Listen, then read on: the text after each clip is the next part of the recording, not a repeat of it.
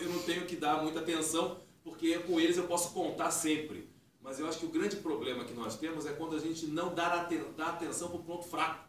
Porque é no momento ou outro que você vai precisar de algum recurso desse que você não tem, é que você vai sentir falta e pode ser tarde demais. Então eu só queria dizer isso, quando vocês estiverem olhando em livros ou em revistas, esses maravilhosos testes que definem os pontos fortes e os pontos fracos, deem mais atenção para o ponto fraco. Porque eu acho que é ali que pode acontecer, pode faltar o recurso. Eu acho que a experiência com o Christian, eu já tive a oportunidade de validar aqui o nosso Lua Preta, né, o bruxo, né? E a consistência se confirma. Na verdade, o homem, ele se faz de professor de Enneagrama, mas na verdade ele tem uma outra função de bruxo.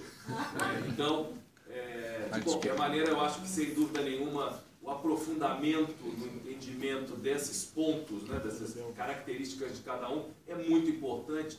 E por isso que quando eu me dei o tempo de ligar para cada um e conversar com cada um de vocês para discutir a agenda como um todo, entendendo que o grande foco é aquele momento que está acontecendo lá na minha suíte, a nossa conversa, a discussão desse plano, desse master plan do plano B, mas que essa parte aqui introdutória é muito importante.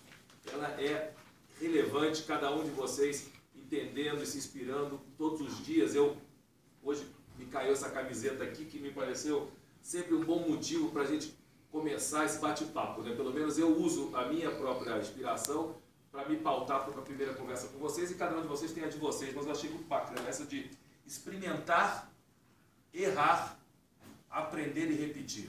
Esse processo contínuo que a gente vive todos os dias, de cair e levantar, é que nos cria resiliência para ter a capacidade de sobreviver a todos os eventos que nós não esperamos, que não estão previstos, mas que são parte da vida.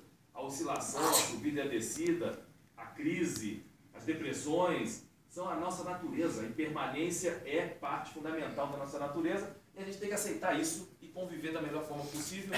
Eu acho que esse é o grande exercício do infinito, de você aprender com essas experiências, que muitas vezes são erros que nós cometemos, para a gente continuar em frente e ter essa força e essa garra, esse entusiasmo para continuar, fazer, pensar, destruir modelos para construir outros modelos. Eu tenho tido essa experiência muito gratificante, essas 3 primeiras reuniões que eu tive com 3 participantes, de muitas vezes começar uma conversa onde a gente tem que ter um entendimento e aí de repente desconstruir o negócio todo para construir de novo.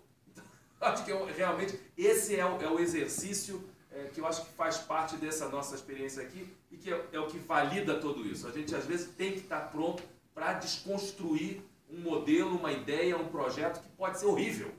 O nosso plano A pode ser um grande erro.